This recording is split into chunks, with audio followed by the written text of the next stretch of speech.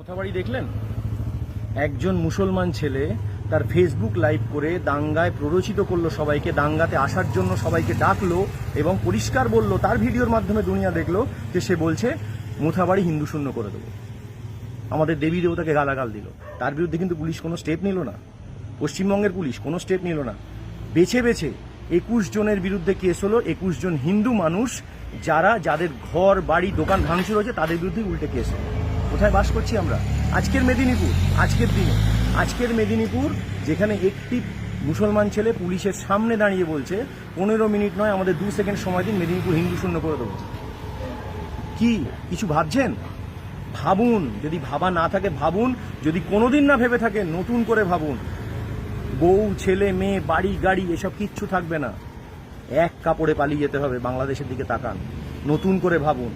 আর একটা শ্রেণী আছে, কিছু মনে করবেন না আমার কথায় কেউ, যারা তিলকধারী, গেরুয়া বসনধারী, মাথায় টিকিধারী, অথচ হিন্দু ধর্মের বিরোধিতা করে ওই ধর্মের সঙ্গ দিচ্ছে, হিন্দু ধর্মকে যারা সংহার করতে উদ্যত, তাদেরকে একদম বিশ্বাস করবেন না, তাদেরকে একদম বিশ্বাস করবেন না। এই ধরনের ধার্মিক লোকেরা ধর্মের মুখোশ পরে ধর্মের সবচেয়ে বড় ক্ষতি করেছে। ইতিহাসটা সাক্ষী আছে, আমি বলছি না, ইতিহাস সাক্ষী আছে। দেখতে চান? দেখুন, জয়চাঁদ, রাজা জয়চাঁদ পৃথ্বীরাজ চৌহানের সঙ্গে বেইমানি করে মোহাম্মদ ঘুরিকে ডেকে নিয়ে এসেছিল ভারতবর্ষে ইসলামী শাসন স্থাপিত করার জন্য। তিনি ধার্মিক ছিলেন না? মাথায় টিকা লাগাতেন না? ভাবুন, ভাবা প্র্যাকটিস করুন। রানা প্রতাপ সিং, তার সঙ্গে আকবর, যার সাহায্যে রানা প্রতাপ সিংকে পরাজিত করেছিলেন, মেমার দখল করেছিলেন, তিনি কে? মান সিং। রাজা মান সিং মাথায় তিলক লাগাতেন না? তিনি ধার্মিক ছিলেন না? গোদান করতেন না ব্রাহ্মণকে? তারাও ধার্মিক ছিলেন। তার ছেলে জয় সিং, যিনি অনেক ধার্মিক ছিলেন, যার কারণে অরঙ্গজেব পুরন্দরের সন্ধি করতে শিবাজিকে বাধ্য করা হয়েছিল অত্যন্ত অপমানজনক শর্তে। এরা কিন্তু আমার ধর্মেরই লোক ছিল, এরা কিন্তু ধার্মিক ছিল, হিন্দু ছিল এরা। তারপরেও কিন্তু এরা না বুঝে হোক, লোভের বশবর্তী হয়ে হোক, যেভাবেই হোক, ধর্মের সবচেয়ে বড় ক্ষতি করেছে। যারা ধর্মের সঙ্গে, ধর্মের জন্য যারা লড়াই করেছে, তাদেরকে এরা ধরিয়ে দিয়েছে। এরা সেই ধর্মের লোকের সঙ্গ দিয়েছে যে ধর্মের লোক তার নিজের ধর্মকে সংহার করতে উদ্যত। ভাবা যায়? আজকের দিনেও এই পরিস্থিতি চলছে।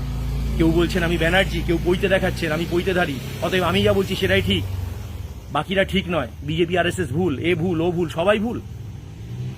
সময় কি বলছে? আজকের পরিস্থিতি কি বলছে? কখনো ভেবে দেখেছেন?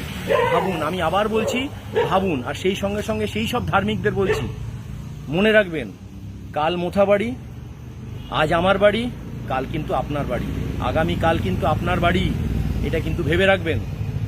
আর ধার্মিকদের উদ্দেশ্যে বলছি, আপনাদের উদ্দেশ্যে করজোড়ে বলছি, নিজের ধর্মকে বাঁচানোর স্বার্থে, আপনার পরবর্তী প্রজন্মকে ধার্মিক বানানোর স্বার্থে, ধর্ম রক্ষার স্বার্থে দয়া করে আমাদের ধর্মের যারা শত্রু, যারা আমাদের ধর্মকে সংহার করতে উদ্যত, তাদের সঙ্গ দেবেন না।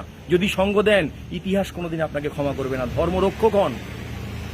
যদি ধর্মরক্ষক হতে না পারেন, দয়া করে ধর্মরক্ষকদের সঙ্গ দিন, কারণ আপনাকেও আগামী প্রজন্মকে মুখ দেখানোর আছে।